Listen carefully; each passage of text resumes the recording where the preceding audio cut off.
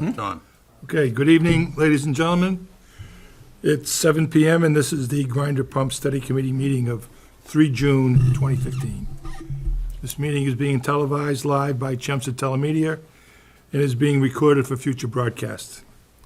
We request that if there are any visual or audio recording devices being used, please identify yourself. There being none. Tonight we'll follow the published agenda on the town, which is on the town website. Okay, first item on the town agenda tonight was...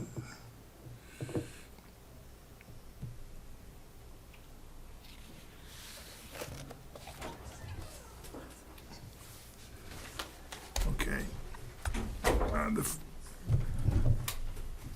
The first item I have on the agenda tonight is I wanted to have Mike go through the presentation that was made at the town meeting. There were some comments made in the newspaper today by, I think by Matt Hanson, with respect to the Grinder Pump Study Committee. Did you read those comments? I did not see the comments. Yeah, he made some comments about it. And so I think that we should all see this. I don't know if everybody was at the town meeting to view this or not, but it's too bad we haven't got it electronically. Do you have your computer with you? I do have my computer with Do me. you have an electronic, do you have a power stick or something? I do not. Okay, I'm sorry, I did not. so we can't do it electronically then? Okay, well, that's, I actually have electronic copies if it's the same presentation, because you provided those to the Board of Select. okay, well, I think I might have. the okay, you same probably do. I have the same one, so, If I can get it up onto. but I can't do this Let thing me just see if electronically. it'll work, if it'll go on there, and I can.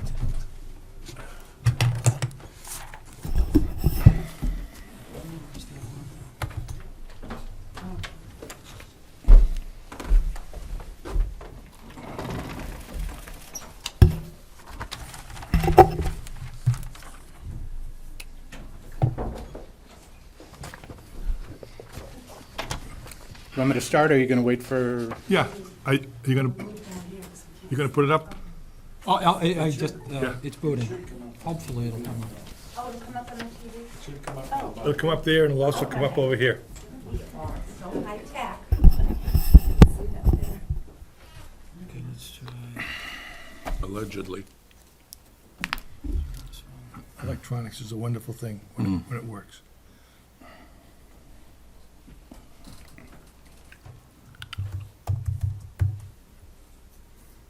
See something on there. Here we go. Okay, there we go. Oh, okay. Oops, already got it. Okay, let me see. I think I have this, document here.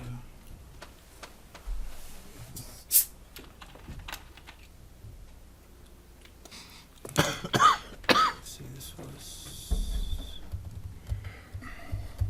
Okay,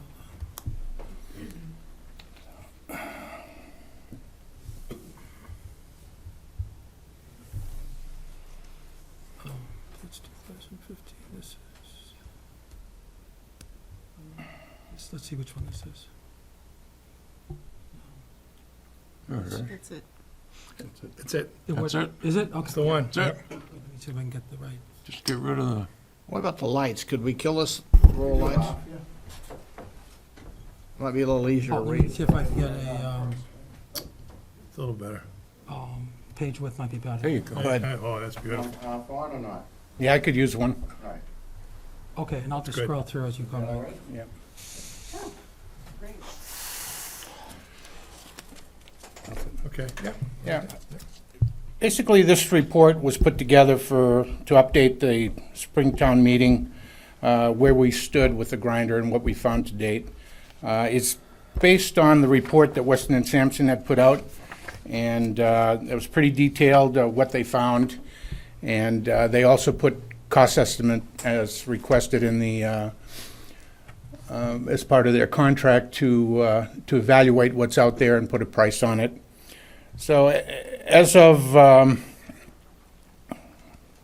believe it's the end of February, the 92% of the inspections were completed. Now we're probably over 98% completed. There's still a few that are coming in Wednesday, Tuesday as the arrangements are made. we found out that 22% roughly, and this is out of the chart that Weston Sampson provided in their report, were in very good condition. And that's primarily because a lot of them were recently repaired. So 22% came in, they said they were in very good condition, excellent. 69% were in fair condition. What's fair condition? Fair condition is probably a normal condition for a pump that has an age of 6 to 8 years. And 9 were considered in poor condition or critical condition.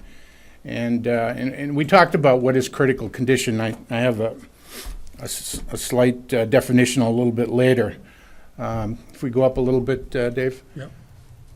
You know, during this time, I'd asked them to do minor repairs while they were there, and they accomplished 62 minor repairs with no additional labor charges, but they were about $4,600 in parts, and those primarily are could be fuses, indicator lights, reset buttons, things that could be replaced that were part of the system, considered necessary for the units to run the way they should. So we saved quite a bit of money in that. Over 197 repairs were done, 23 by FR Mahoney, which was just basically responding to emergency calls as needed for the first almost 3 months, and 144 total by Weston Sampson, and those included 65 repairs that were done at the time of inspections. No travel charges were involved. 83 repairs were call-outs during regular hours in which they were in town, and most of them were not, didn't have travel time involved. 19 were after-hour call-outs, and as you can see, Weston and Sampson only had 7, and for about a 4-month period, 4.5-month period, and FR Mahoney had about 12 of them. So there were almost immediate results in taking care of some of these repairs. Is it okay if I ask a question? Sure. What's the travel charge? I mean, how does that work? The travel charge is non-prevailing wage, and it's usually equivalent to something like if a Mahoney would charge $150 just to come out for a service call. Weston and Sampson charges, I believe it's $55 an hour per person. Where are they located? Depending on where their service personnel are when they are on call, but their main offices are in Peabody or... So they could be coming from different locations? They could be coming from different locations, right. We can move that up a little bit? Okay. Yes, sir. Were any of the FR Mahoney under warranty? Or were those all billable? Those were all the billable, Okay, those are all invoices that I got. okay. One of the things we wanted to know was how many units had remote sentries installed. As we found out, I thought the number would be higher, but it came in that 74 had the remote sentry installed. Many of those are not located in livable spaces, so hearing them would be an issue potentially if they were in the basement and the people lived on the first or second floor. A lot of them were installed just to the inside of the wall where the control panel was, so not an ideal location, but they were installed. And we found that the repair costs are higher than expected, primarily due to the condition and just a lack of basic maintenance, which involved making sure that the alarms were testing the alarms, making sure the indicator lights worked. Just giving a visual inspection, make sure that the unit wasn't flooded, didn't have any, water issues there. Just some basic things that a homeowner should be able to do just by visually looking at the piece of equipment now and then. And go up. All right, so we talked about bringing the units to a common or town standard. All right, and that was per the Grinder Committee recommendations. Now, the common or town standard was never defined per se, but it was basically, my understanding is how the pumps were provided. What were they given? And they were given as a unit by the town, and that is the town standard. That's From the very beginning, they were given with remote alarm, battery backup panels, generator switches, and the unit. So that's what town standard means. Question? Is No. town standard, is that identified in the bylaws? It's not identified in the bylaws. It doesn't say town standard in the bylaws? I don't know. Don't know. But he's defining town Yeah, standards. he's defining it, That's but, what yeah, no, I, somebody got. yeah, I understand. This is Yeah, what you you know, were some- given, yeah. and you were given it to it for a reason. You Well, weren't that given makes a sense. Cadillac, you weren't given the Volkswagen, you were given something in the middle. Everybody was. Okay, that's understandable. Okay. I think we said last week, wouldn't it be a good idea to define town standards somewhere, like in the sewer use regulations or in the town, or in the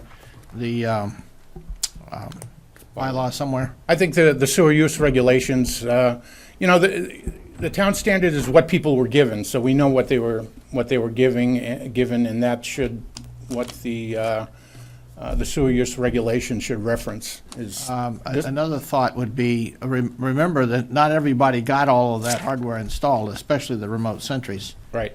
So they should be I'm just going along with what you said. They should be upgraded to include a remote sentry if it was not installed at some point in the, whatever. Yeah, I mean, I agree, that's one thing we talked about privately, and I believe in the committee, that was the intent, is that people have this remote sentry. And, based on the budget figures, years 3 and 4 kind of, deal with that. So we can get that when we go into years 3 and 4. What was provided, though, that did change over the years, so There were different configurations. it wouldn't just be one standard, it would be, the Well- standard for 2000 to It 2004. would be the standard provided from one year to the next. Yeah. Obviously, configurations change over time. But I think the time to define the standard would be when we go to our mission statement, and then we go to our, if we're gonna change the bylaws, or we're gonna change the sewer regulations, I think that's the time to define that. Yeah. But I think that what you said makes sense, and I don't think there's any. Yeah, my concern is that we identify it so that there's no question in anybody's mind what we're talking Yeah, about. we will Yeah. do that. Because that got us, that got a large number of people extremely annoyed because they didn't know what it meant. Yeah, I mean, the other gray area that we deal with is, what about the other installations that the town didn't provide the equipment? Exactly, right. What if they don't Exactly. have it? Are we gonna cover that, or are we not gonna cover right. that? So Well, we that's- probably, yeah. okay, in my opinion, I think we should bring everything up to a certain point, and if some builder forgot to install something, okay. But we better define it and cost it.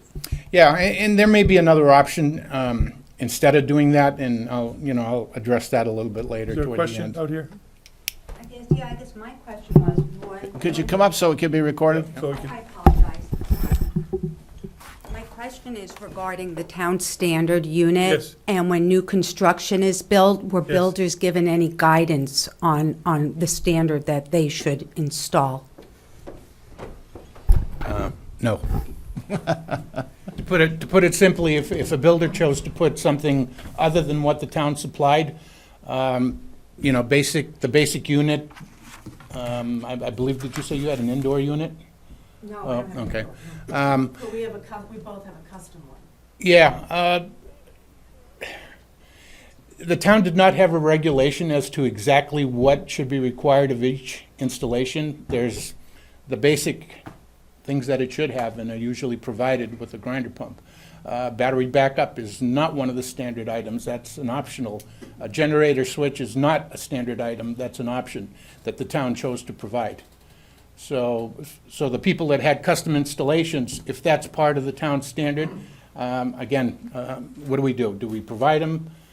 Do we require that, or, do we just deal with it? So, yes? Okay, That's why we're here. Pure and simple. Good evening, men and ladies. Going back to the town charter, section 202-15 for the water supply and so forth, if you go to section C, it tells about the sewer connection. yes. And back then it said, we had the sewer commission from 1980 to about 2012 when it ended in in June of that year. And if you were building on a piece of property, or you had a piece of property, you were supposed to go to the building department and the Board of Appeals, and there'd be certain regulations you have to follow, and you would have to meet all requirements and specification of the sewer commission and conform to the existing system. And the town told the builders that they can put in X or Y system and it was approved by the sewer commission, Okay. so. Can you just tell me what your name and address is? John Byron, BYRON, 117 Proctor. Thank you. Okay, so the next section, were the costs involved, and just a little update on a little breakdown that I did today. We talk about gray areas and we talk about unknown expenses. And up to this period, I'd probably say there's about $15,000 in these other expenses that we had to deal with because of the way the language was written in the bylaw. And we can get into the language a little bit later when that time comes. There were also possible recovery from repairs that were considered misuse, abuse, or other that the town shouldn't be paying for. And I think that total figure, not in addition to the one I just mentioned, but supplementing it, because items fall into both categories sometimes, that'd probably be another $25,000. That's recovery from the owners, Possible. but has there been any action taken? No. There hasn't. There has been some that has been back billed, but there are others that fall into the gray area or they don't fall into the gray area that need to be addressed and defined so we know which way to proceed. And that's about 20,000, Yeah, I mean, you know. yeah, I mean, that's a real wide guess. And that 20,000 is included in No, these this it's is- separate from this those is- numbers. Okay. Separate. The cost is some of the cost is included in that because these are February, up to February 17th figures. So my figures right now, and I'm sorry I didn't update these particular ones. We're probably till the April 24th, I believe was the last invoice that I got a couple of days ago. So the 4,800 balance due in inspections has been paid. That inspections are done. The projected 4.5-month period from February 17th to the end of the year, based on Weston and Sampson's estimate and what charges have occurred during the previous 4 months, we estimated that would run roughly 80 to 90,000, about 20,000 a month. So that's where that 90,000 came from. And then the 42,600 were items that were classified as critical repairs.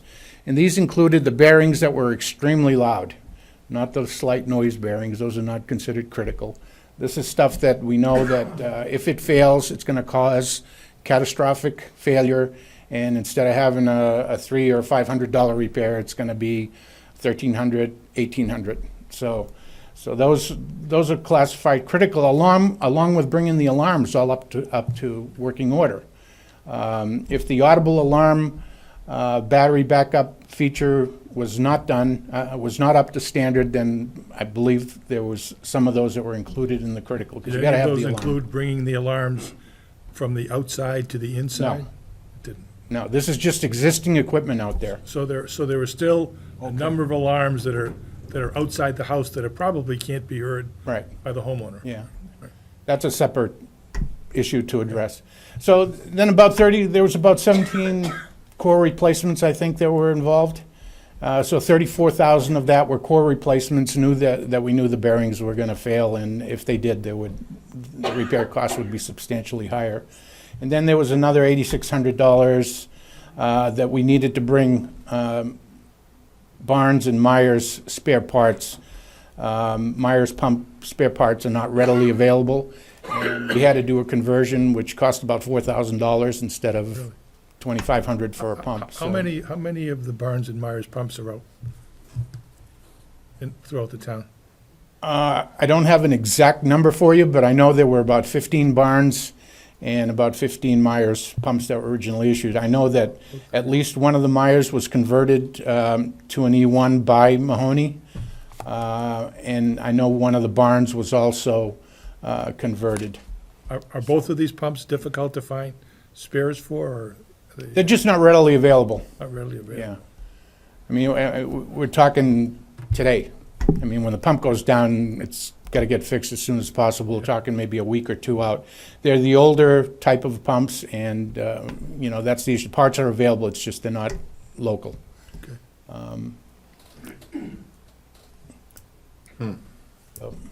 So if we can go up a little bit more, please. Just go back to that now. So would you recommend, or would Weston and Sampson recommend that at some point that those Barnes and Myers pumps be converted to whatever other pump we may choose to use in the future, whether it be the E1 or some other, maybe more industrial-sized pump? I would lean to it when the unit is up for replacement. Yeah. Or if it, you know, the repair costs are significant, then that's when you should look at it. You know, I mean, the other option is just to go ahead and do them all. I mean, that costs a lot more money. The exact cost savings or additional cost involved, I haven't figured that out, but. Well, it seems to me that, as time goes on and these pumps get older and older and some of them coming up for replacement, we have to make a decision as to whether we're going to continue to go with the E1 pump, or we might want to choose something else that may be more reliable and may have a longer life cycle.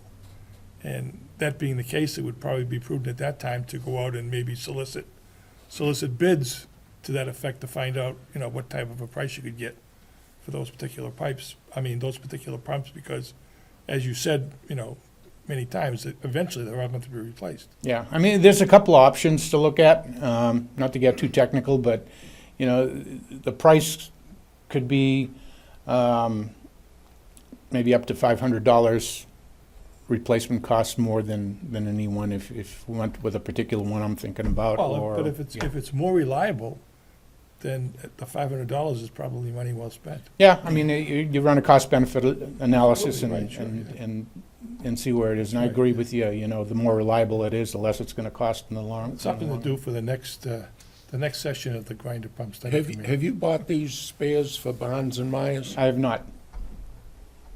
So if I have a Barnes pump today, I could be out for 2 weeks? With the Barnes pump, I think those are much more readily available. I could probably, and with both of them, we could probably put another type of a pump in there.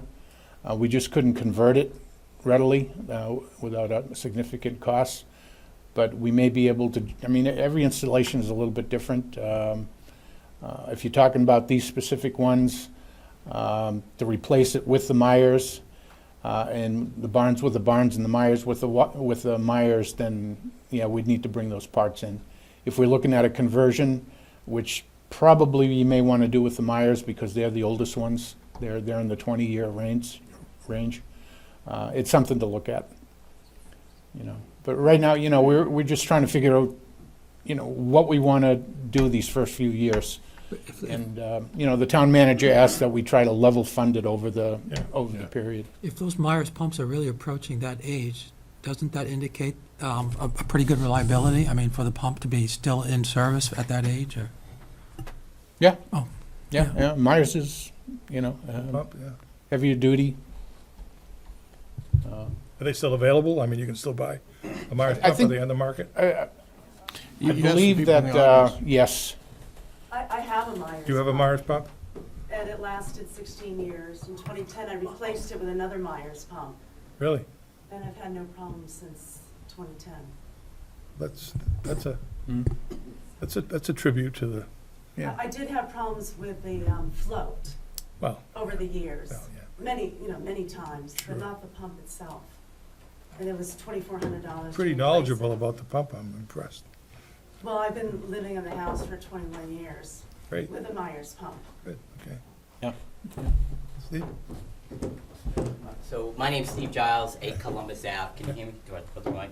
Yep. So the first question I have Right is, there, all there's- these, There's a mic. yeah, all these pumps that you replaced over the year, how many did you replace? How many? Take a guess. Take a guess. Rebuilt or new? You replaced a pump, because I'll tell you, I'm on my 4th pump right now. Okay. I had my first pump in 2000, okay, and now I had one replaced through this program. I wish I had your pump, because my pump keeps breaking, and I'm on my third sewer backup in my house.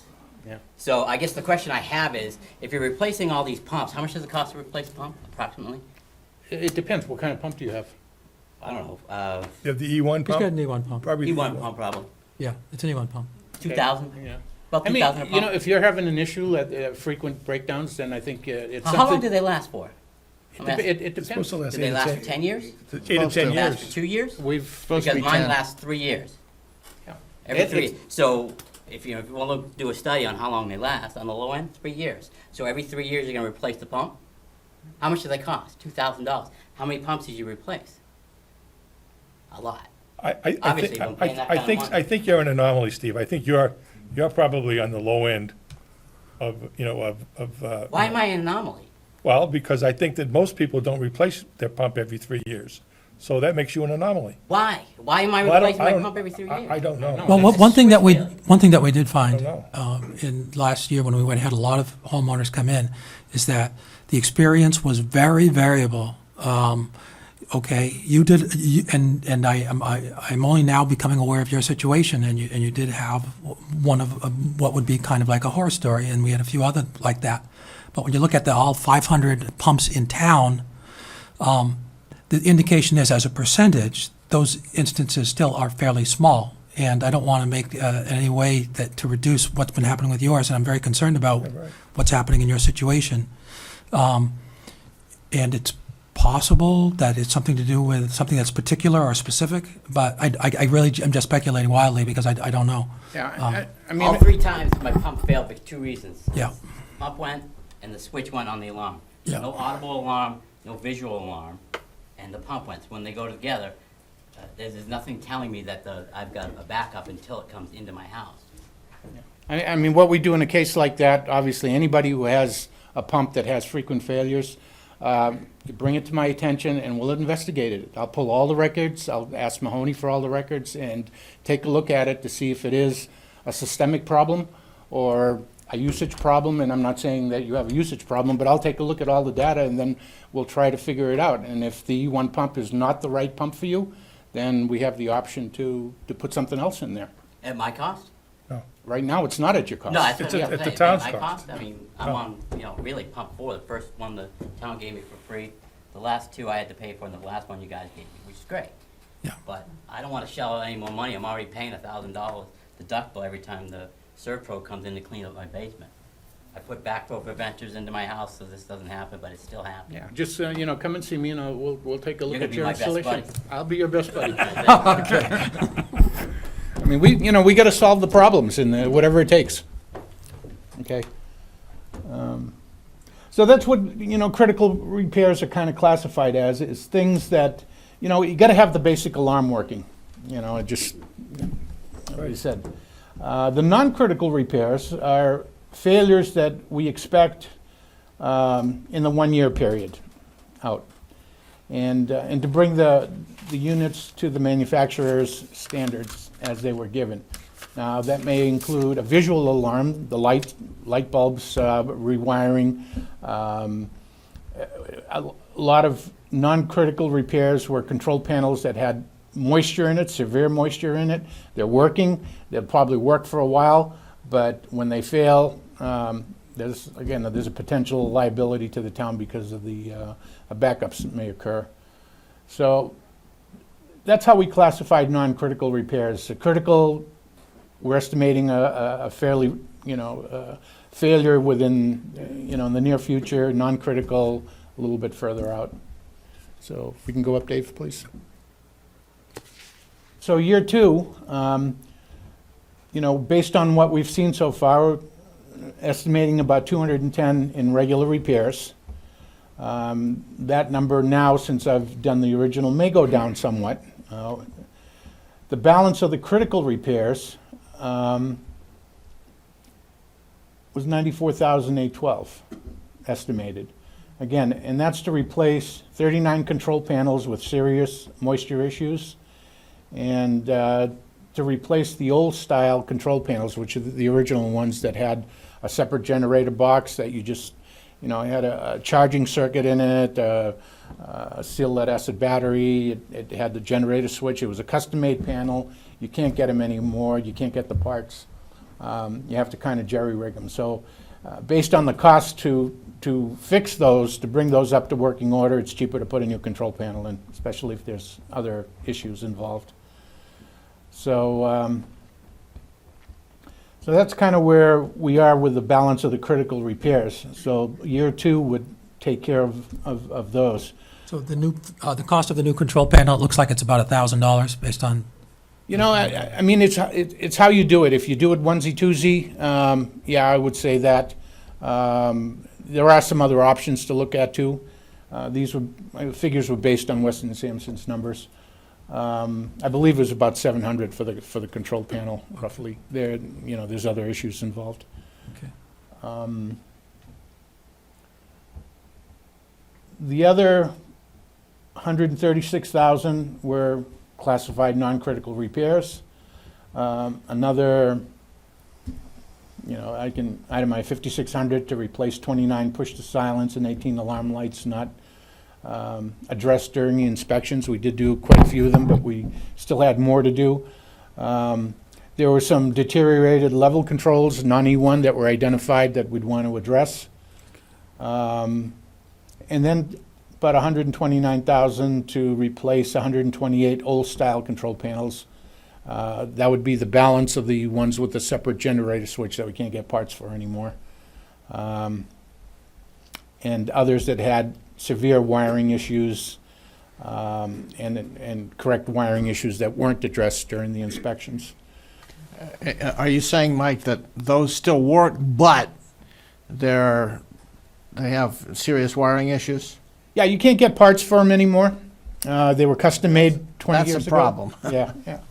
So is it cheaper to try to, jury-rig them to work, or is it cheaper to put a new control panel in and you've covered, and it's cost-effective just to replace the control panel. A lot of other towns have done the same thing. They just go in there and put all new control panels in, make sure they're installed right. And The only reason you might want to jury rig it is if you were going to replace the whole thing with a new pump. A totally different system. I think the option would be that most pumps do come with their own type of control panel, depending on the pump. It may be cheaper just to go with that instead of doing a retrofit. That depends on whether we decide to try to go to, quote, an industrial scale or type pump. I see. Thank you. Yeah, I mean, all of that would be decided before we attempted this.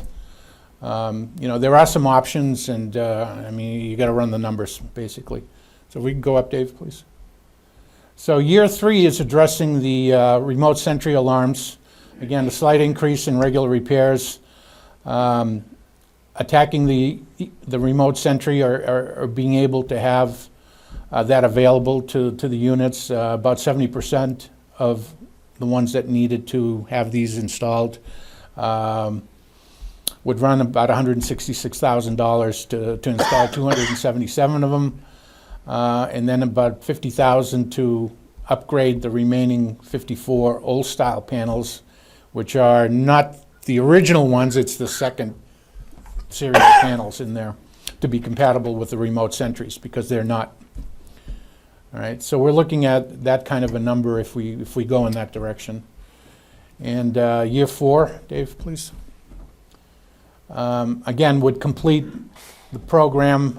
Regular repairs would be in at about 240. 30% of the remote sentry upgrades would be about 75.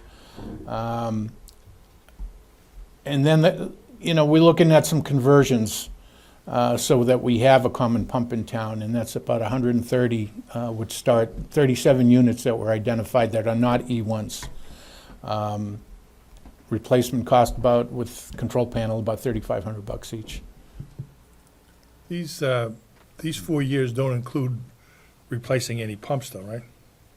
Yeah, they do. Those are under regular Regular repairs. repairs, so That's a there, regular repair, so there are right? some, every year there's some pump Yeah. replacements in that number? I mean, just like we've done it now, we'll just look at it, and if the pump needs replacing, we'll go ahead and Go ahead and do replace it. it.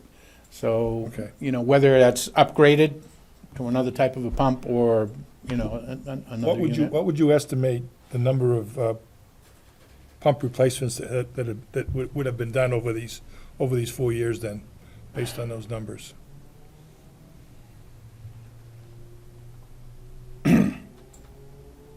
Probably a difficult question, but, Yeah, I mean, if I'm looking at the average numbers, yeah, I did have that in one of my previous presentations. If you're looking at a 17 and a half year lifespan for an average pump, Dave, maybe you can help me, 17 and a half years. Yeah, I think the number, I think we 540. came up with about 30 pump 30 replacements something? per year. 30, yeah. That was the figure that we had Yeah. in our previous, all right, in this 30 particular, something. yeah. that sounds like a, Although in this particular case, depending on how many actually were replaced this year, there might be a dip in the second year or so because of the fact that there might have been some preemption of, because that 30 pump, that would have been, there would have been issues that the homeowner would have identified themselves, so it would have been really bad. Yeah, I mean, this year we had to bring up stock to have available for repairs. I mean, we're doing this, and I know I've bought to date 16 brand-new E1 pumps. really.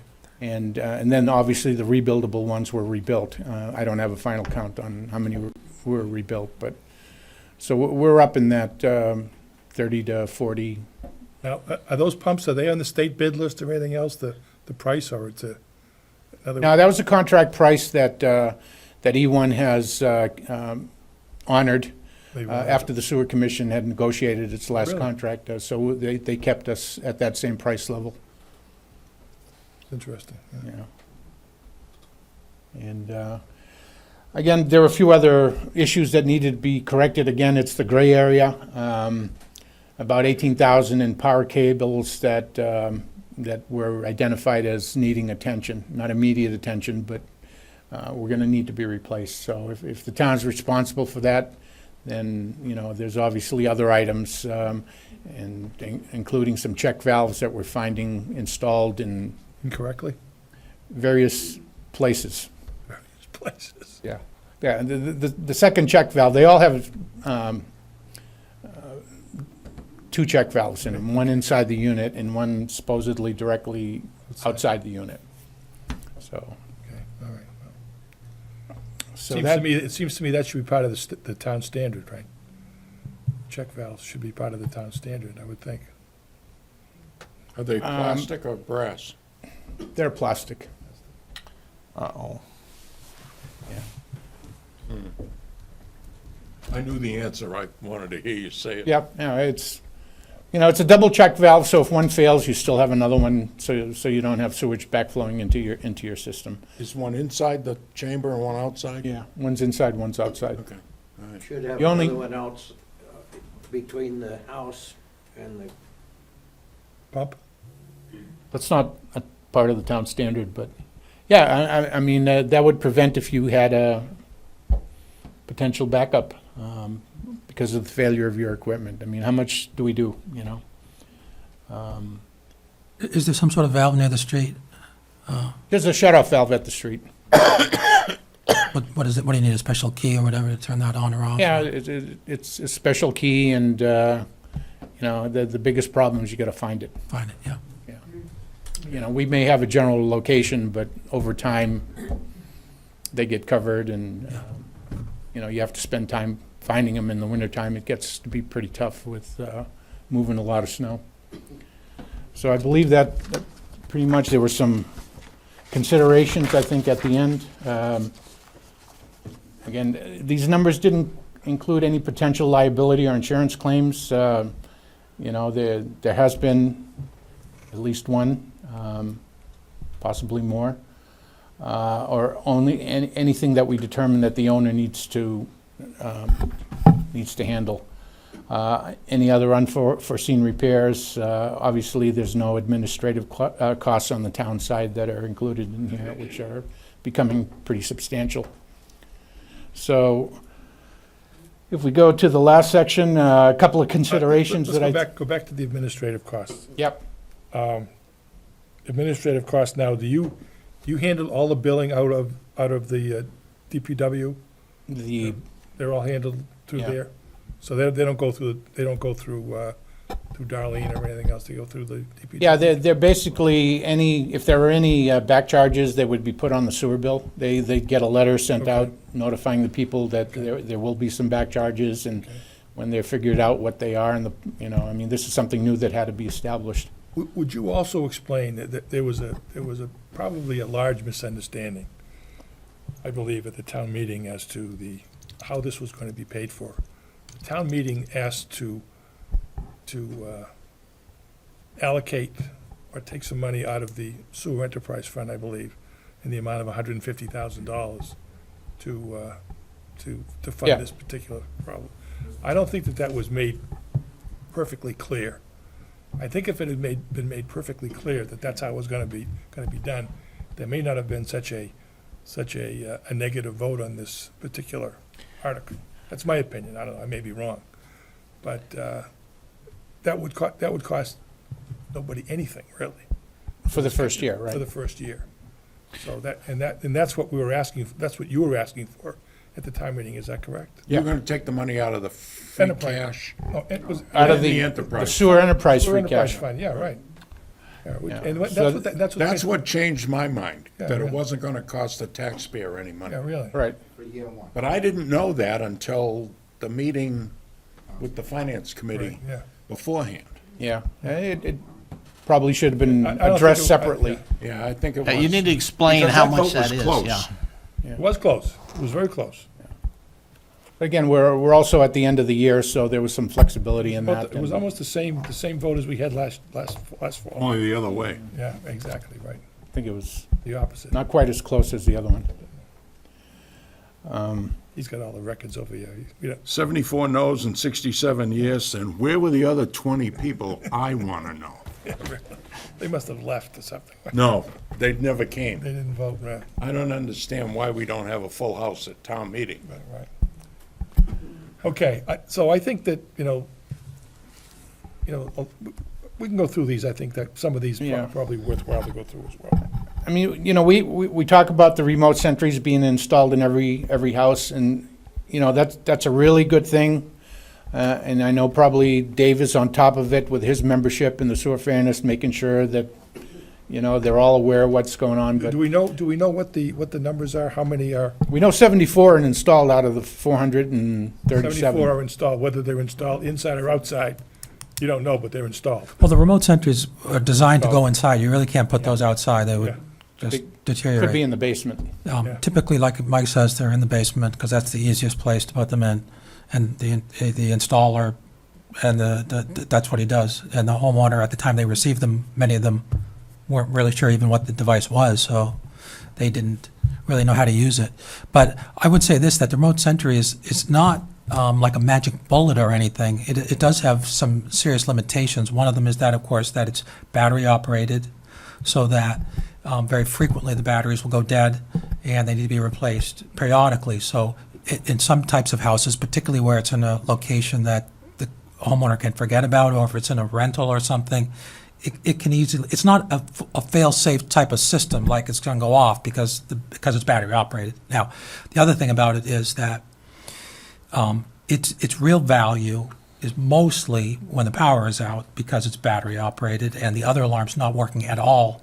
The other alarm, when it's outside, sometimes homeowners have difficulty hearing it, but generally speaking, they figure out where that noise is coming from. And normally it doesn't go totally unnoticed, either because they hear something, they're not sure what it is, or because someone in the neighborhood hears it. Because there's activity, so the neighbor goes outside to get to his car. Not too many hours usually go by before they find out, oh, that's your alarm. The other thing is because the light, you can see, very often, you can see your neighbor's panel from either from all the various places where the neighbors would be, whether they be on the right or the left or the front, and you can see the red light go off. So normally, it's the outside alarm is not that bad, actually. But of course, when the power is out, it doesn't provide any value at all. But the way the Sentry alarm works is that the alarm level in the tank is 47 gallons. Now the high water level, the normal range is between 24 and 32 gallons. So it only takes 15 gallons of excess before that alarm goes off, even though there's still another 23 gallons in the tank. So if you're monitoring the situation when the power goes off, most people know as soon as the power goes off, they know they have to limit their water usage. Most people. Now, there would be some people who have absolutely no familiarity with the system whatsoever, and they might even continue to use water usage when the alarm does go off because they don't even know what the alarm is. So, but that's a very small percentage. And for the most part, when the power goes out, most homeowners know, that is in our organization anyway, know that they basically have 38 gallons to use. Now, the Sentry will go off after 15 gallons, and that does not mean that you can't use any more water because of the way that it's positioned. So its value is not as high as you might think.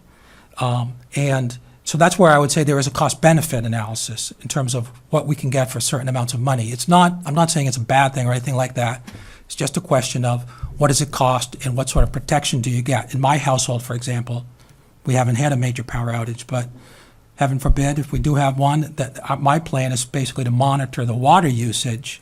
I don't have a remote Sentry right now. That doesn't bother me that much because of the fact that when the power goes out, I know that we're going to be safe because we're going to monitor basically how much water we use, but just by counting the number of times you flush the toilet, because that's basically the only way you're going to be using water if there's a prospect of an extended power outage.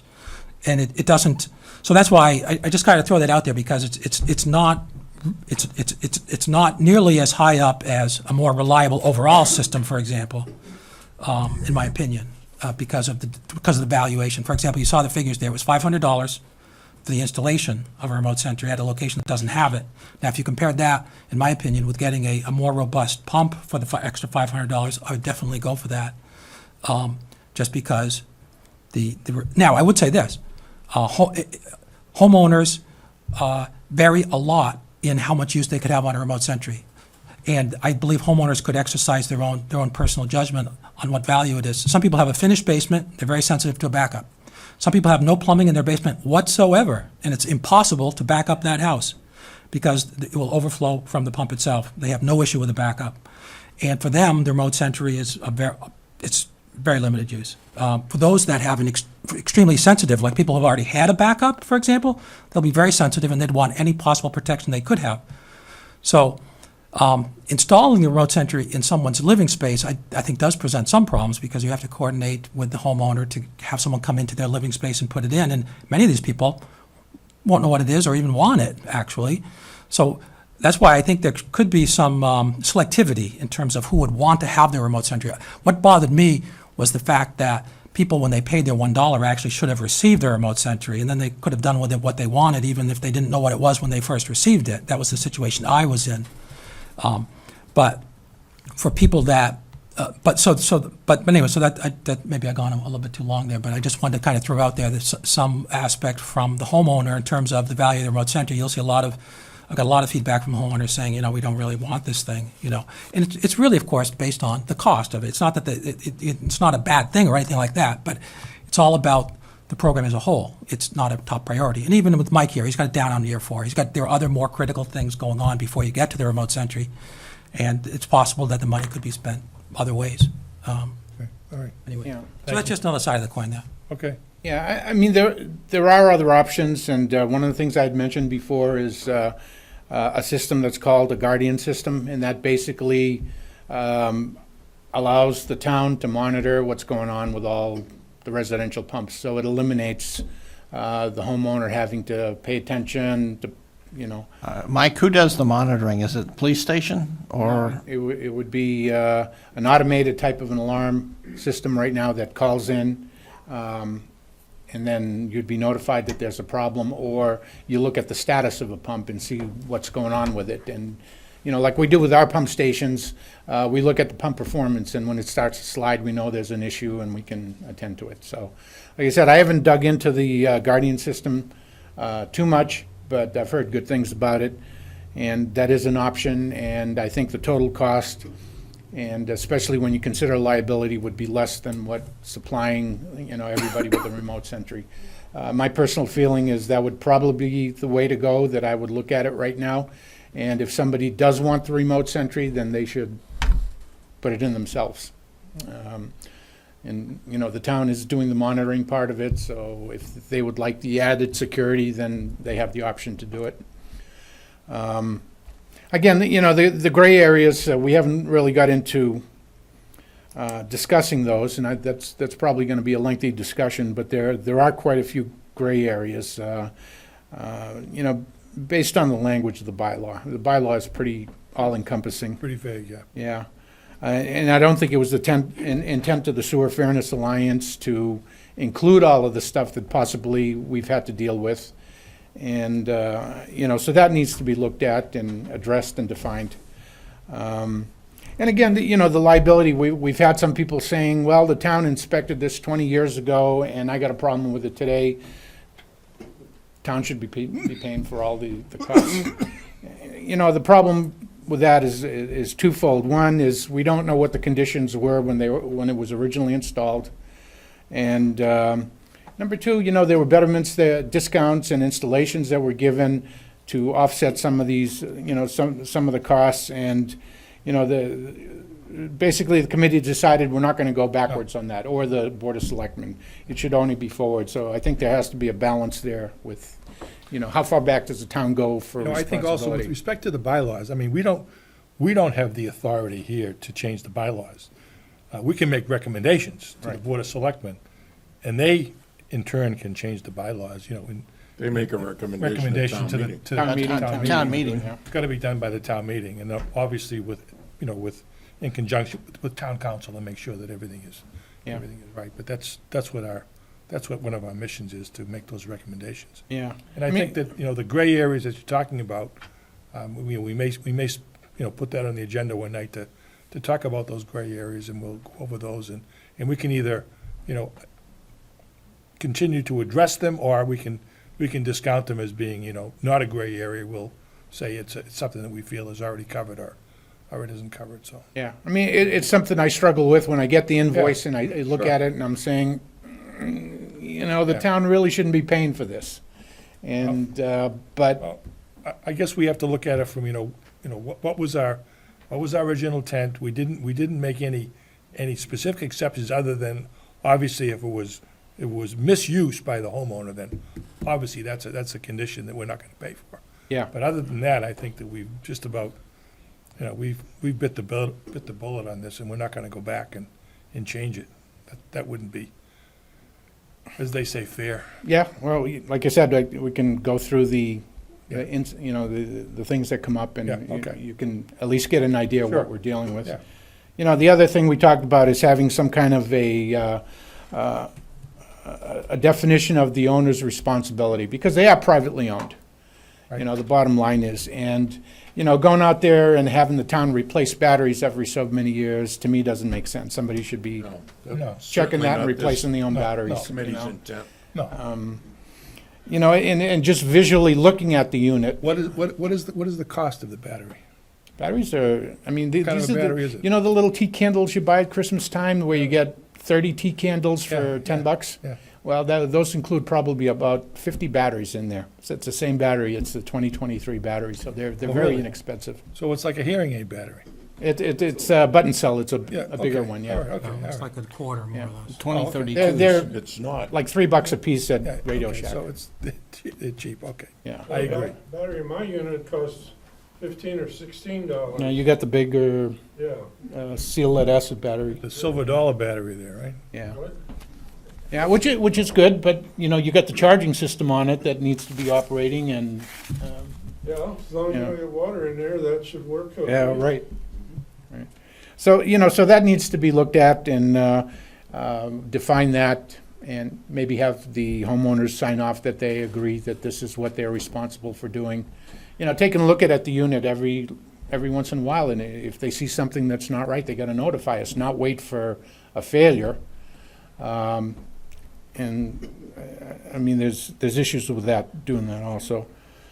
And the other issue is the custom and indoor installations. And, those can be addressed individually. Do we know how many of them there are? My understanding was that there were 4 indoor units. 5. 5? 5? Yes. And then the custom units, I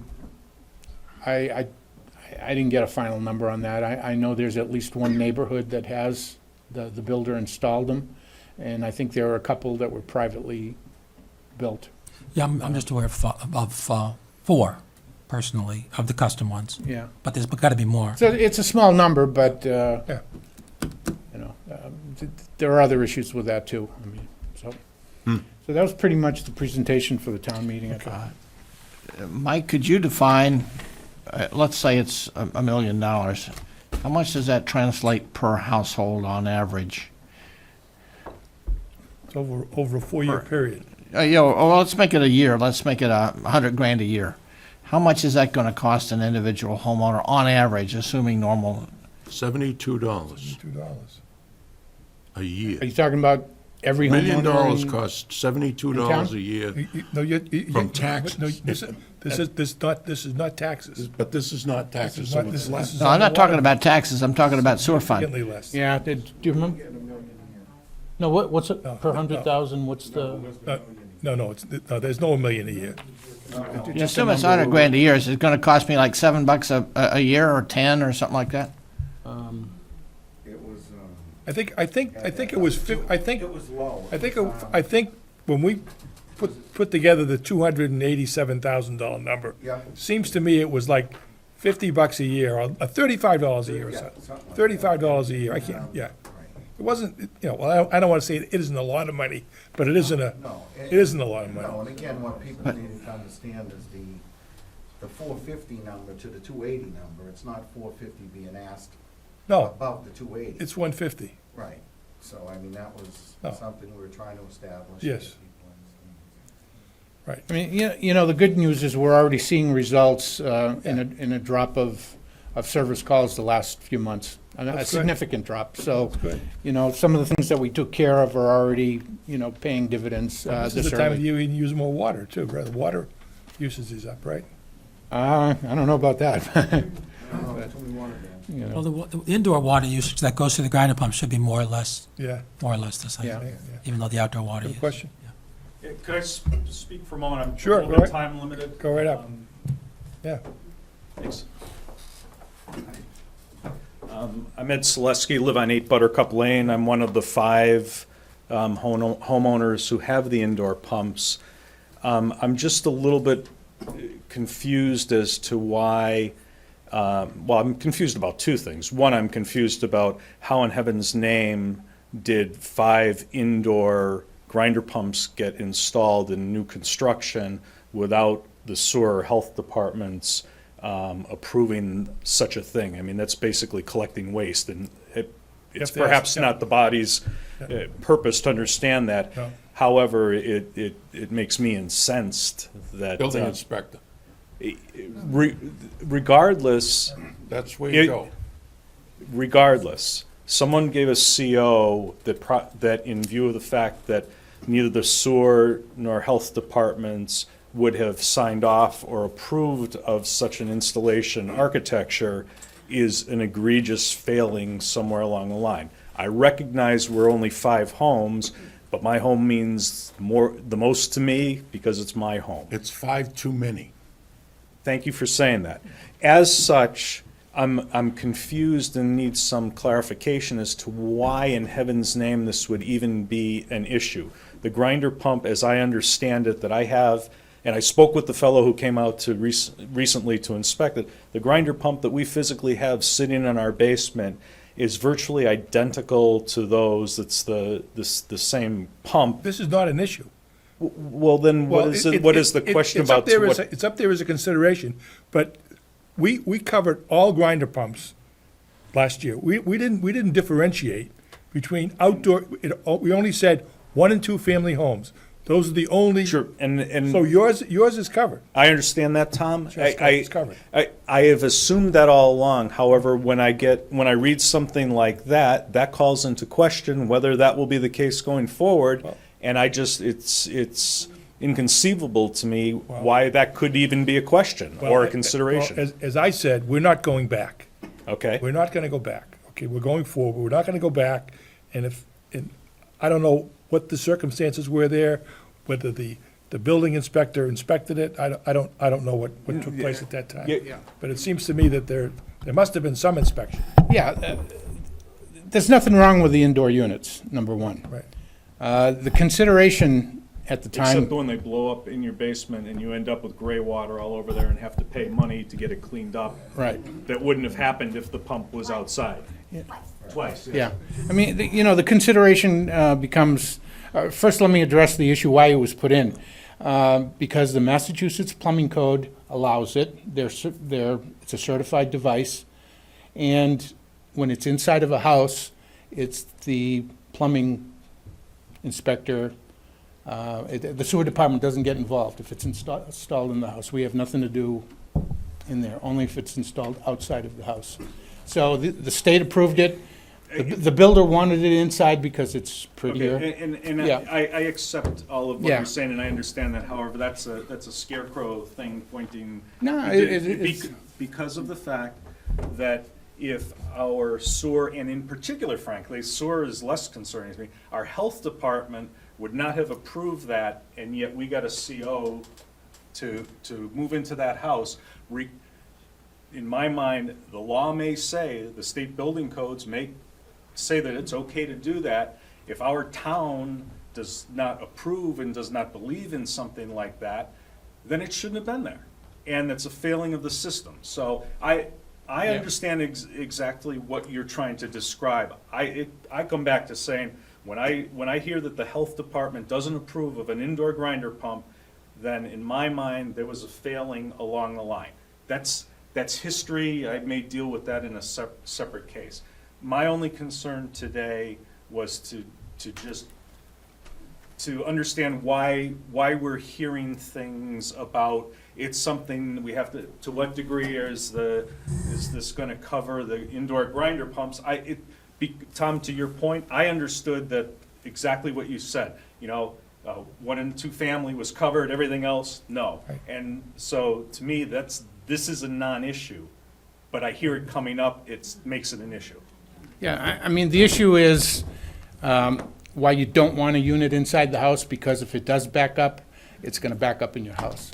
Whereas the outdoor unit, as Dave said, it's happened, right? I've experienced it. And that's why we were against it. Okay, then just explain to me why this is on a bullet point that says. Because that- it's a liability issue for the town. Okay, so what you're saying is, now what you're contradicting what Tom is saying, which is, Tom is saying that, nope, the decision was Yeah. made, this has been covered. But if it is covered. But if it's Then a why li- is it to what degree suggests, to what degree, well, we may say because it's a liability issue that the homeowners have to pay 50% of the cost. No, it's always prudent when you're putting together a presentation, when you're putting on considerations, put all the considerations on there. Now, you can wordsmith that to the extent that you might want to, but what I said is, and that's a fact, Yep. you are covered. Now, why they put it inside your house, I have no idea. And that's really not my. But you got a cause. certificate of occupancy, okay? Understood. That was signed off by the building inspector in this town, right? Yep.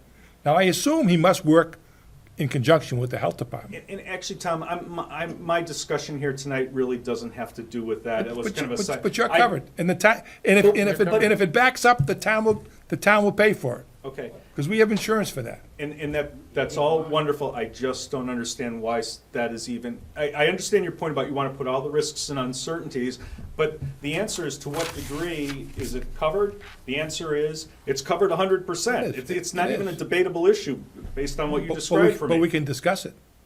Yeah. We can discuss it. You can discuss it as a risk, but it does, if you want to talk about what are the risks and costs, that's fine to the sewer budget, okay? That suggests that it is going, has the potential to go beyond the sewer budget. Well, okay, let's take you, and let's take Steve. Yeah. Okay? You've had 2 backups. Steve's had 3 or 4 backups. Okay? His is outside, yours is inside. What's the difference? They both backed up. Precisely They both backed up. That's why I don't think there's any question about what degree. It was just a consideration. It's different. Well, It's different from the 535. Other ones out there. other. It's different, that's all. It's So we different in we wanna look at location. it. It's different in location, It's different. but Some of them are different pumps. Oh, and I Or maybe different pumps. well, I understand that, and I still respect and understand Tom's point that the way it was written, Right. the answer was it's covered. What concerns me is people run with this or discussion that, I'm a reasonably intelligent guy. Right. I read words Oh, I very understand, I carefully. understand. That suggests, if you read that, it suggests that there's a question. Well, let's look at it this way. There are many people that didn't know that there were 4 or 5 units that were inside I houses. heard that, isn't that So now they know it, right? Yeah. So it's a little bit of, it's an information type of piece.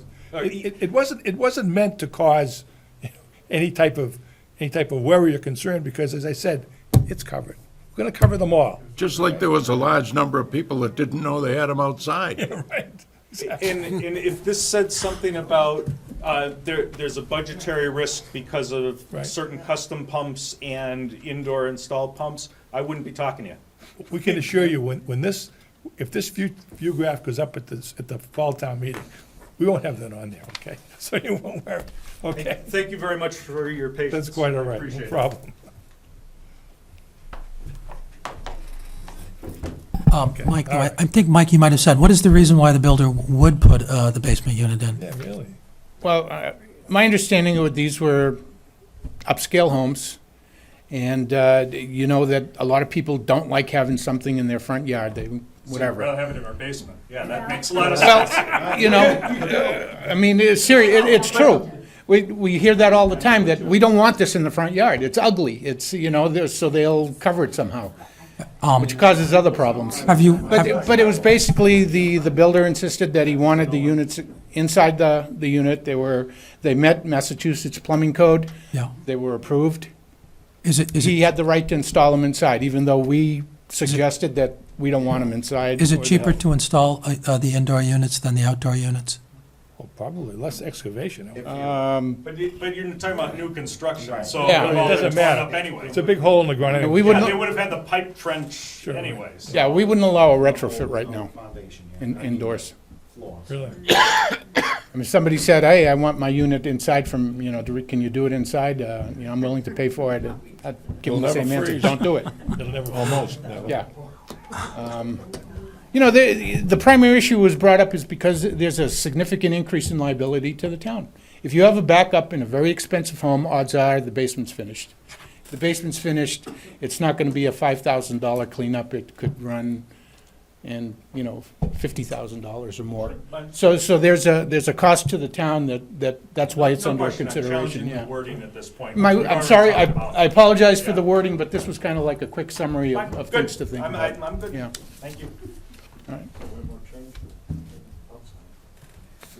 I think that's beyond the scope of this in my mind. I think this is- From my perspective, I think the committee is doing a terrific job trying to work their way through this, and the fact that ours is inside versus outside is an issue on a broader level, like with the building because of inspector in the town. Is that because of the wetlands there?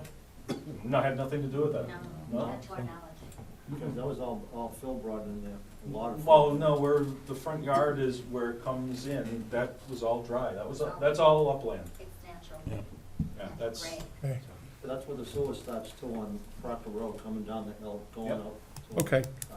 Okay, so Move I on. guess that's it. If there's any other questions, I'd be happy to answer.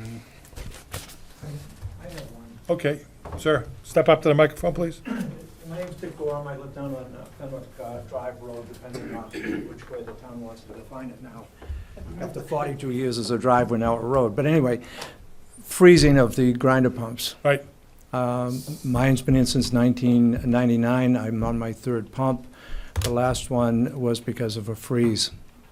When was that, 96? Pardon me? What year was that? Just this past year. Well, it's kind of a January. unusual year, right? January, yes, but the question came up, the town came out, took care of it, the pump was replaced, but now we were faced with, what about insulating the grinder pumps? Suggested that we remove the tops and we put some insulation inside the grinder pump. I don't I think I can that's handle my- that because I did talk with E1 and also with FR Mahoney about that issue. And it is possible to insulate the pumps. And, for example, I just spoke with the guy at E1 today. They actually sell a closed cell foam insert that sells for about, I think the price was around $69, and that would insulate the gooseneck, which is the part that freezes. And, but also FR Mahoney actually recommended, and I sent this information around, using those plastic, the styrofoam peanuts and putting them in a large polyethylene bag and putting that over the gooseneck, because if that's done properly, it does the same function at a much lower cost. And FR Mahoney's experience is that essentially solves the problem, whether or not the pump be covered by snow or not. If it has that type of insulation, they've never seen one freeze up. I'm just bringing that up to Yeah. put it out to the town. Yeah, Because that's an issue, and I know that mine wasn't the only one that froze. No, it wasn't, and that's something that I wanted to get into before we get into the next winter, but, yeah. Now, David, the pumps that did freeze up, were they covered in snow or were they not covered? In every instance that I'm aware of, the pump was not covered. The only freeze-ups that we had were If they were pumps. covered in make 'em snow, freeze. it would have been, In this case, 32 degrees. now E1 does claim that they can also freeze up when they're covered with snow. Really? Yeah. But, yeah, exactly. And it depends, of course, how much snow and all that. And the other factor is, there are a lot of other factors, according to, if the primary factors are homeowner is away from home and not using water, it's just like any freeze up of the water. If there's no water moving through the pump, it gets colder. And the other one is the depth of the actual pump into the ground. The deeper it goes in, even a couple of inches gets you closer down to the frost line. And covering with snow just gives you the added insulation. And there is even someone in the audience tonight, I believe, who actually has already insulated their pump because they had a problem in the past. And those pumps won't, they won't freeze up. So certain people's habits might tend towards freeze-ups, and typically they would get solved, so then they wouldn't have a problem moving forward, because people's habits with respect to the amount of water they use, it plays a large role in the freeze-up. Just in the wintertime, it's Yeah. been recommended that if you go away for any length of time, that you shut the water off within the house so that you Yeah. don't have a problem. Yeah. Times freezing. Right, and you should be able to do that if the pump is insulated without any fear of having a freeze-up. Okay. Make just one comment on that. I think Yeah. we've had about 6 freezes, Okay. issues that came through invoiced. Yeah, And most of them were just a simple unfreeze the gooseneck or whatever. okay. Unfortunately, sometimes what happens when the pump continues to run, when the line's frozen, Yeah, Not a good idea. the pump goes. it's expensive. And then you got to replace the pump, Yeah. which we've had in several cases. Yeah. So, there is an additional cost there that has to be dealt with. Yeah, there's a cost benefit you have to, because of, Is there a temperature spec on the pipe, on the pump? not that I know Were these pumps deep enough?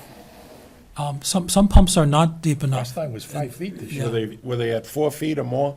Well, the gooseneck isn't at 4 feet. It's up above. The gooseneck's up in the upper chamber. And, So it comes, Yeah. oh, okay, Yeah. all right. and for the pumps that aren't placed deep enough, So the inlet isn't at the bottom, it's at halfway up the tank or, the gooseneck is actually outside of the wet well. It's in the access way. Yeah. And it's more exposed to the atmosphere, so that's why.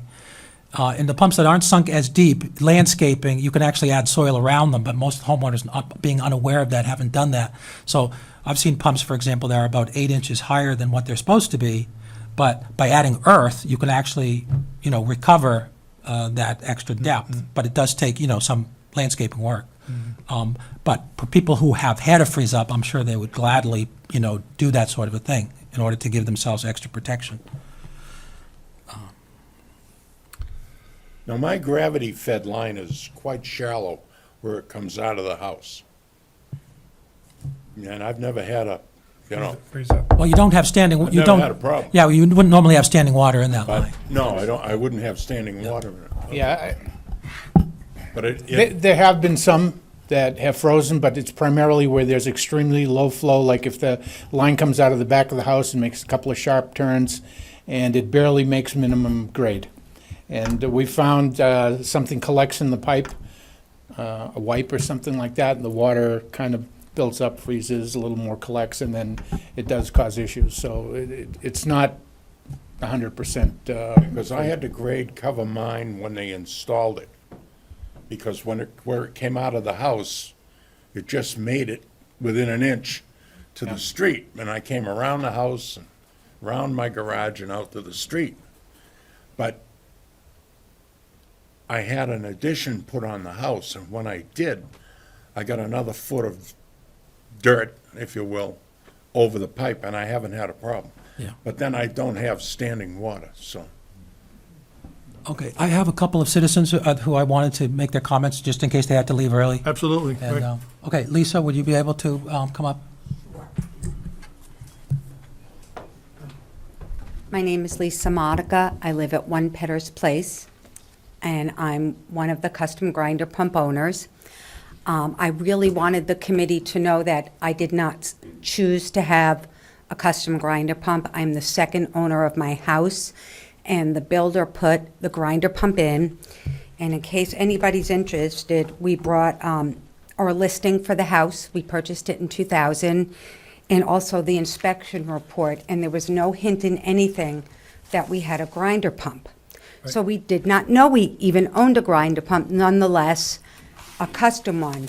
Our unit is an E1, and in 2009, we did replace it because it failed. And FR Mahoney, it took them weeks and weeks and weeks to say they were going to look at it, and every loaner pump they gave us kept failing. So we got a little fed up, and we just put a new pump in. Our new pump, whereas our old pump, the first failure was 2009, and I believe it was the pump that was put in with the house. Our new one, the pressure switch and the stator switches have repeatedly failed. We don't know why. Is it an E1? It's an E1 pump. I think the main difference with our pump is we have a larger tank. I didn't know if any of you wanted to see any of the documents that, That's no, okay. even the listing. It just says public sewer. But there isn't a requirement. We had this discussion last year. There is not a requirement in the town to say that there is a grinder pump in the house. Okay, well, We had a real estate professional here, and she spoke to that particular thing. Now, you know, whether or not it should be, I mean, that's not my decision to make. I think that it should be disclosed to the homeowner. I can't imagine why it isn't. But the fact is that it was not a requirement. right, and I learned that I had a grinder pump when that alarm in the basement went off, and my husband and I are going, what's that? What's that? And we went downstairs, and on the box it says, call FR Mahoney. So we went through the large pile of documents you get at any closing, and luckily, my husband, who accuses me of being a hoarder, he saves everything. As you could see, I still have my original listing. We found the E1 documentation, and he said, oh, we have a grinder pump. We didn't even know what it was. So FR Mahoney came out, and they repaired it. Well, they took it out, they put a loaner in. The first time it was just miserable because they give you loaners, and when the loaners keep failing, you know, it's just, you know, I have to be home from work, you know, to deal with the problem. In the summer, it's really not a very pleasant problem. But one of the reasons I wanted to speak to it was, and I'm sure you probably didn't mean anything, Mike, but at town meeting, when Maria Karafalis, I apologize if I mispronounced her name, That's correct. asked the question about why certain homes had custom grinder pumps at town meeting, Mike's answer was, some people choose to put them in. And I was very upset, and I sent Dave an email, and I said, I didn't choose to put it in. I didn't know I had one. And so I guess I was concerned that I would be eliminated. I didn't feel that I deserved to be eliminated. We are very, very careful with our pump. You know, we even compost our coffee grounds. You know, we've looked at there's multiple lists out there about what you can and can't put in. And anything that's on any list, we don't put down. Let me ask you a question. You say you have a custom pump, but you have an E1 pump. Yes, Is it because of the size of your tank? I believe so. Is that what makes a custom? E1 does manufacture a pump that you can sit on the bottom of a concrete tank. So that's the kind she has then? That's the kind that she has, yeah. It's not a It's not the regular E1 pump that, It's not this. It has the same controls and it's got the same motor and whatever, Right. but the housing and it comes with a stand that attaches such that it can be you freestanding. can rest easy tonight. Freestanding. You are covered. Okay, and I'm very lucky. I've never had an in-house backup. I've had my lawn fertilized, but That's a good thing. I appreciate the free Well, fertilization. there's a fertilizer out there called Milorganite, and it's from the sewer waste plant of Milwaukee, Wisconsin. It's quite good. Oh. Milorganite. Oh, yeah, that's what they use it for, right? Maybe I should sell next time I You can buy it at overflow. you can buy it over at Agway, I think, so, right? I have a question, Lisa. Sure. And that is, when you were looking at your house, did you notice the grinder pump cover in the lawn? Yes, we did, and I asked what it was. And I was told, it's the sewer system. Oh, so they told you the Well, truth. that's not untrue. That's not untrue. Well, they didn't tell me there was a pump in there, and not everybody had, but they told me it was. Partial disclosure. So I thought everybody had one. You know, one of those, mine's a manhole cover. Oh, manhole cover, okay. Yes, and I thought everybody had one in their front yard. Okay. And I did not have a freezing problem, but it's interesting. It's warmer, so even with all the snow we had, I mean, Melts. I had feet of snow, but there's a little wooden box with like flowers planted around the manhole, and that box was free of snow. So that area stays very warm in the winter. Thank you for sharing Make that it with a us. greenhouse. Okay. Anybody else? There are more, but yeah. One more? Oh, two more. Can I just say, pardon me? Do you want me to stay? No, I just wanted to say that, the things that we listed were not to exclude you from it, but to make people aware that there are other costs that normally the town wouldn't incur if it was not a custom installation. That's right. And how do we handle that? Do we just include it? I mean, it's something I say, because what happens when somebody services a unit like yours, a custom, usually it's overflowed. So unambiguous that nobody. Weston Sampson in this case goes out, looks at it, says, we gotta call a pump truck. So now they have to leave, they have to wait for a pump truck to come out. Usually costs about $300 for a pump truck to pump it out. And then they have to make another call back after that's done to remove the pump and work on it. So there's like a duplicate labor charge for doing it plus the cost of the thing. So that's what was being brought up, not that you were gonna be excluded. Can I make a good suggestion? Sure. And this happened with my first pump failure under the town program. Unfortunately, I was one of the first people to take advantage. Oh, you are? Oh, good. There was sewage bubbling up through my lawn. That was the day. And so we called because we had gotten the letter just a few days earlier. And I apologize, I don't know the gentleman's name. He was young. He was extremely nice. Before he called F.R. Mahoney, because they were doing the repairs then, he assessed the situation and he called the pump truck before F.R. Mahoney came. So he was very, very efficient. Good. And that might be a way to streamline going forward. Yeah, I mean, we know who has those now, so it's not Oh, like, okay. we don't know who has them, now we know who has them. Okay. How big is your tank? So you think maybe that tank is too big and it takes, to fill a 1,000-gallon tank, you're going up to X number of feet, then the pump's gonna run for a couple, an hour or so before, Yeah. and then it burns out, or too much? No, pump won't burn out. No? For continuous running, they're rated continuous duty.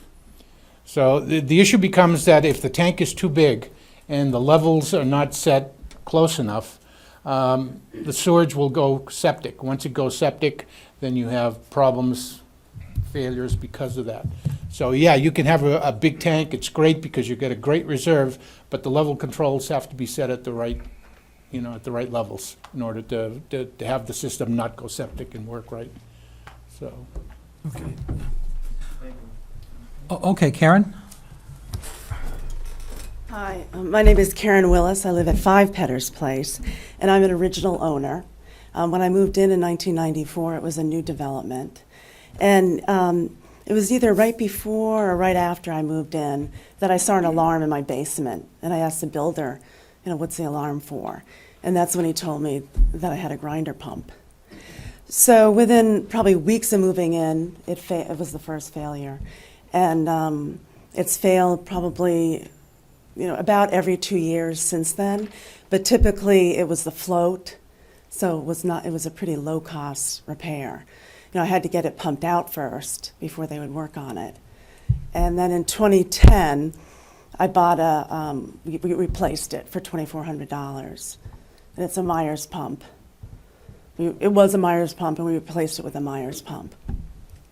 And since then, we have not had a failure. And did you have a home inspection? And we had a home inspection, yes. And it didn't reveal the grinder pump? No. They don't have to tell you either.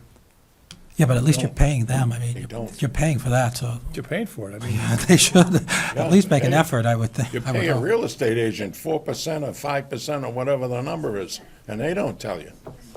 And when I continue to have failures, I went to the town, and they said, this is on your private property. We can't help you. We can't do anything for you. So it was all up to me to, pump it out and have the float repaired or replaced. And I've been in the house for 21 years. So it's been a long road with the grinder pump. Hopefully you'll have no more failures. So, but I'm covered, right?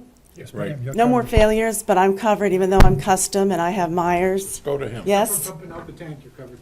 Okay, that's not covered. Okay. Well, What's not covered? Pumping out the tank. Really? Did we say that? I don't know. that's one of the gray areas. but, Okay, well, let's, Didn't think of that. Yeah, and I think that most service people won't work on it without having it pumped out. Right.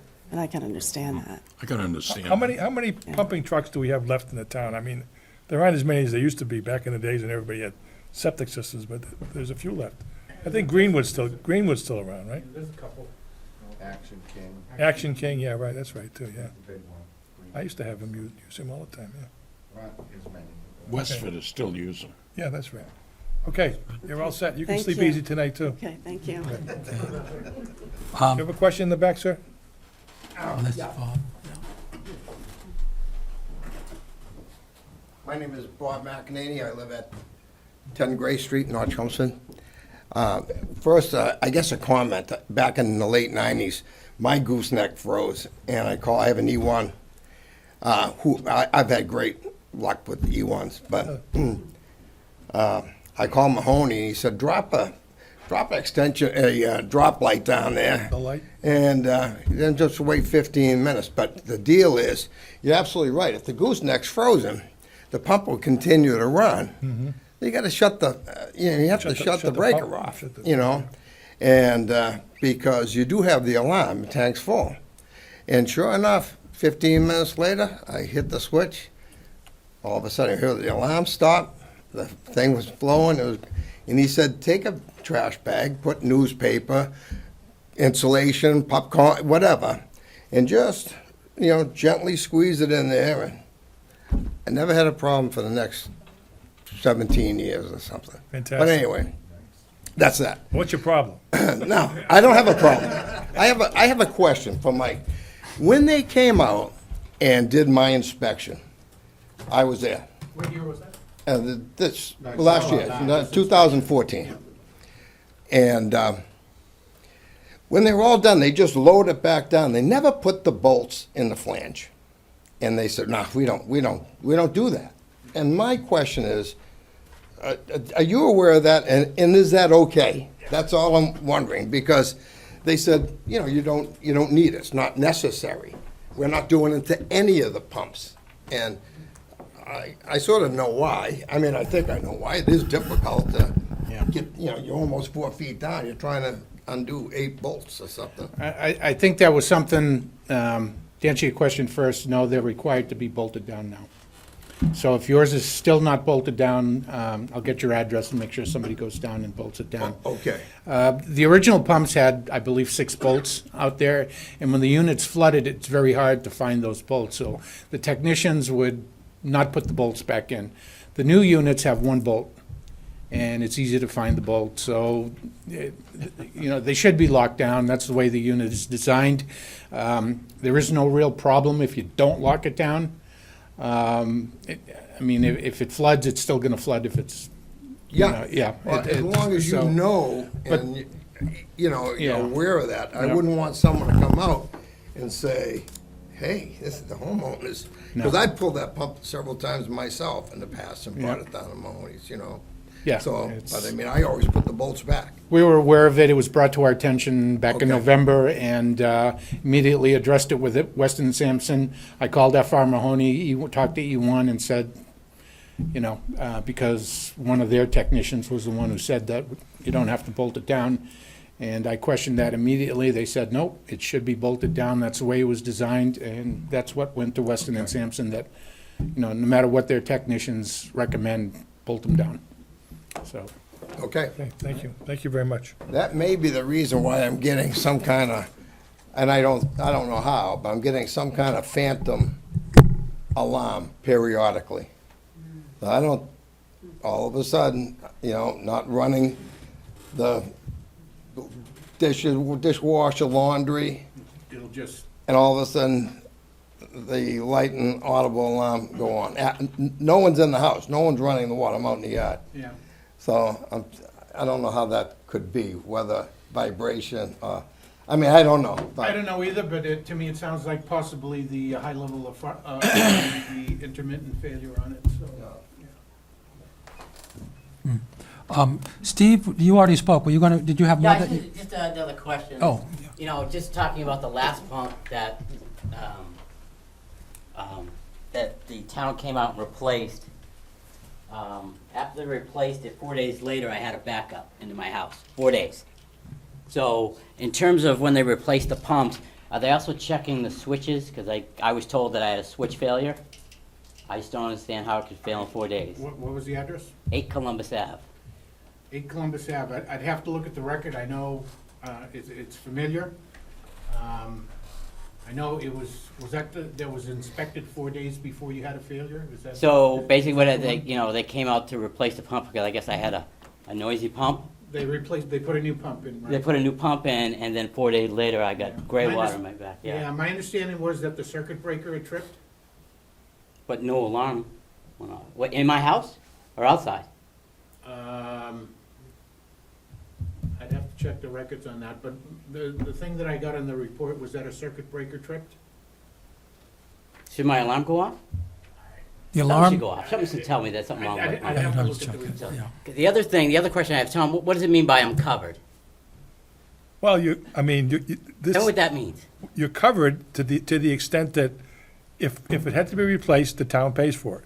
Okay, so it's the pump that I'm Right, covered for, right. not the damage that Well, happened because of it. there's a question there as well. If the installation of the pump caused that particular, overflow, then I say that there's a good chance that you might have a claim there as well. I'm not a lawyer, but it seems to me that might be covered as well. Yeah, I mean, my insurance covered it. Not only that, but now my insurance is going up because it's the third time this happened. You're a bad risk. Yeah, yeah. Bad So the risk. other thing I want to talk about, what I'm hearing is there are other options for other pumps. Well, that's. No, wait, I'm not saying that I'm not advocating that the town pay for it. But what I'm saying is, I don't want just the standard pump. I want the option. Well, there isn't an option that we have right now. I mean, this is something we got to talk about for the future. Now, right now, we're dealing with the E1 pump. That's the pump that we have. Mhm. Now, in the future, as these pumps start to fail, the town may choose to go with another source. But that'll be through some bidding process where we'll probably give them a specification that'll be more, industrial than the current one, or more whatever the case may be. But that's in the future, and everybody will get the same thing. Now, if you want to go out and buy your own pump, No, I don't want to I don't want to go out and just buy my own pump. What I'd if you like to do do, is because have if you the do, option. you own it. I know I own the pump. Right. Well, I'd like to have the option if you guys are going to put in the E1 and there's a better one. Well, Then it's like, okay, if the E1 costs $2,000 and the better one costs $3,000, I'll take the other $1,000 and pay for I it. don't think we're at that point yet, but, that's something that might be considered. Yeah, we talked about, I also heard there are other, I think you talked about sensory alarms, so forth, preventive stuff that I can do as a homeowner, so this doesn't happen. I'll do whatever it takes, because I don't want another backup in my basement. I can I understand. do. You got a good-looking basement there. I wouldn't want it in there either. I got tons of memorabilia down there. I get really mad. Yeah, I mean, basically, anytime there's issues like that, we'll take a look at it, and if there is something different that can be done, it is an option.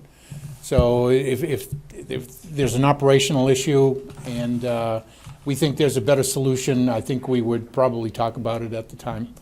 Yeah, and like I said, I'll even pay for, annual maintenance out of my own pocket, to have someone come out here and just check it every month, or not every month, every 6 months, every year. So this doesn't happen. Well, I mean, that's an option that we may think about, if a homeowner wants that, maybe we can include it. It's something we can, we can definitely do. Put together a I mean, you're brochure. always free to call and pay for it. I mean, you wouldn't be paying prevailing Call wage. me, so. what from call B? Yeah. Okay, Bill Yoder's been very patient. Bill? Complicated. Okay, you got my name, I live at 4 Jared's Lane, and I don't have a problem, but I have a suggestion. And it has to do with these old-style control boxes, of which we have a control box, and beside it is a generator panel, so-called, which he has said that they're getting obsolete and hard to get replacement parts. Anyway, they have a battery in, it provides an alarm when the power's off. If you need to know when you pass that level, so you can sort of keep track of it and not overflow your system. Or in some cases, you mustn't overflow your system or you're going to have a backup in the house. So I think it's important to have a battery and have that system working. But the battery is not really replaceable by the homeowner. Actually, I have some pictures here. I'll give you a copy. I'm just going to... Thank you. Thank you. This is what the generator panel looks like.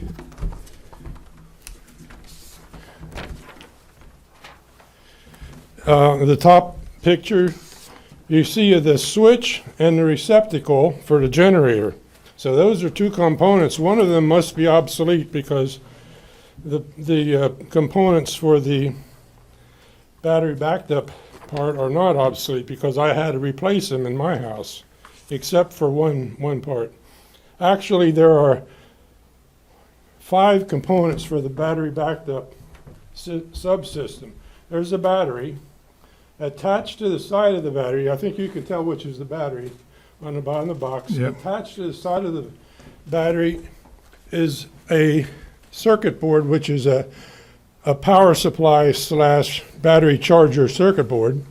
To the right of that is a transformer, which gives you low voltage that drives that circuit board.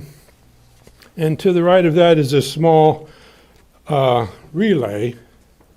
And then, of course, there's a light, which is on the top of the panel. So those 5 components, I've replaced the battery, the circuit board, and the transformer. They're all easily available. I don't know about the relay. I think they're pretty reliable. Anyway, the point is to replace that battery. You've got to, first of all, take that generator panel off. There are 4 nuts in the corners. You have to take that off. It's got a bunch of wires attached. You lay it to the side, and then you have the thing open like the right-hand picture shows. And now there's another plate in front of that battery, so you have 2 more nuts you have to take off.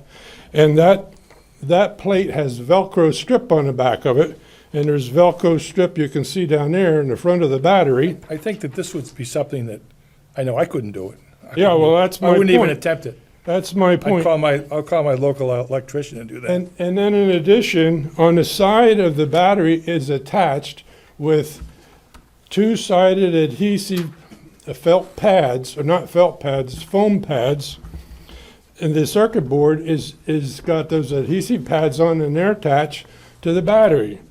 So you've got to take that all apart, take that unit out, somehow get that circuit board off there without damaging it, get the pad totally off of it, put new pads on, and get the pad, and then attach the circuit board to your new battery, peel the Velcro off the battery, put it on your new battery, and put it all back together. So I think the sewer people ought to replace these batteries periodically, because down in the bottom right-hand corner, I have the manufacturer's spec sheet on how long these things last, and they only go out to 5 years on there, so they must think they're good for 5 years.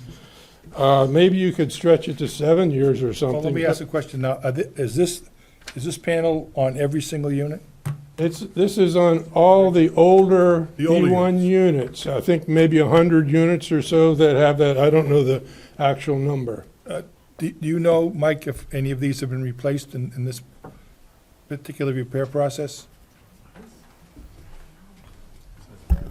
I know some have been replaced where they could work on it, and I was approached by Weston and Sampson saying that, some of these require all new components because of moisture in there, so basically the whole thing has to be replaced.